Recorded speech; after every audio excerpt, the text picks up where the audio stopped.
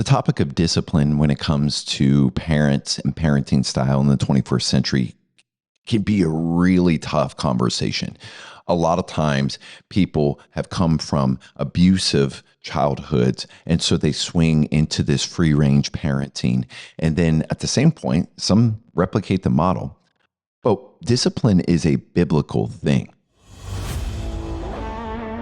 Welcome to the HHP podcast. My name is Chris Frankie, and I am the senior pastor of HFF.church in Oklahoma City.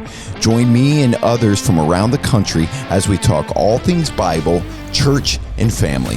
We may be right, we may be heretical, but that's for you to decide. Drop a like, a share, a comment, subscribe, and let's get to it.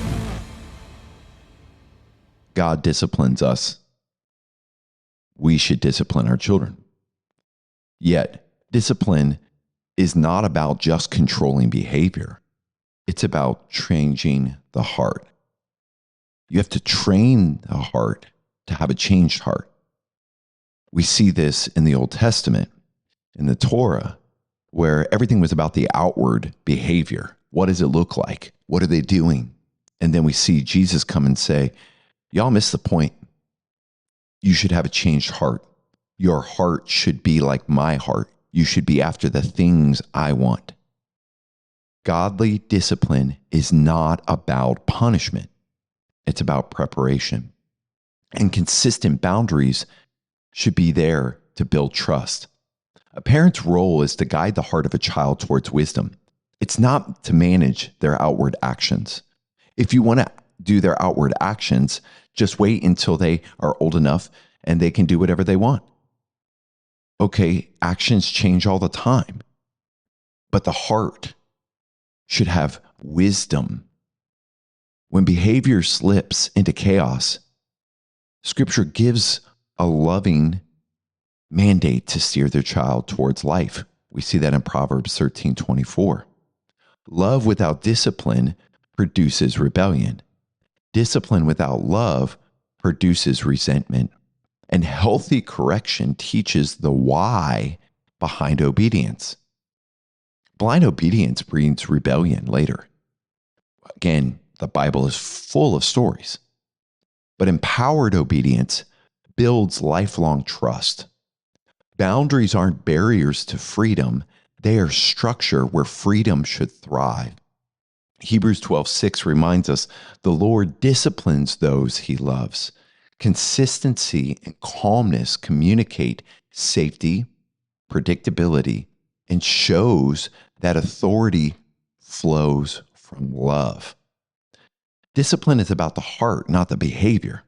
Above all else, guard your heart, for everything you do flows from it. Proverbs 4:23. The correction you bring must aim deeper than behavioral management.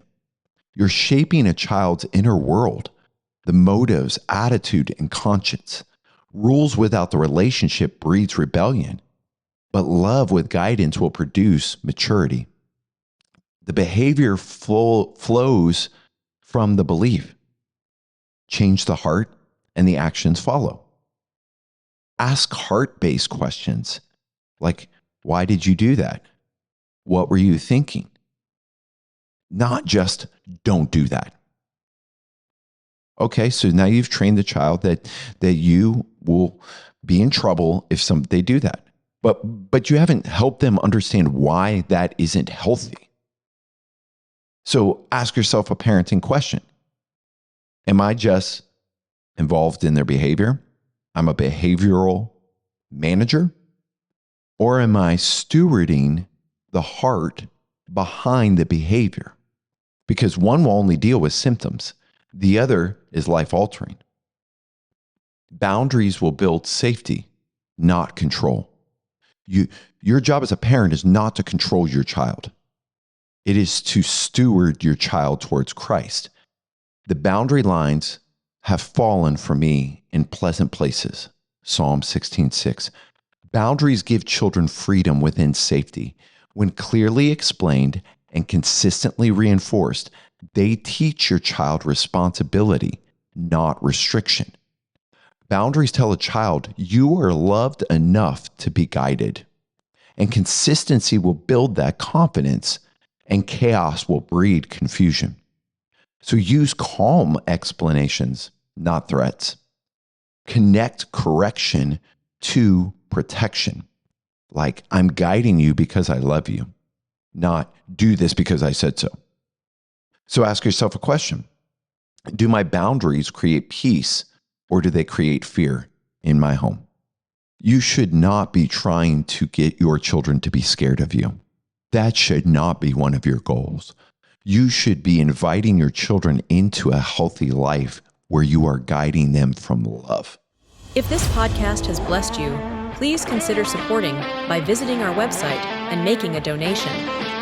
For more resources, blogs, podcasts, please visit us at HFF.church. Looking for a church home? Join us for Saturday Church in OKC every Saturday morning, starting at 10:30.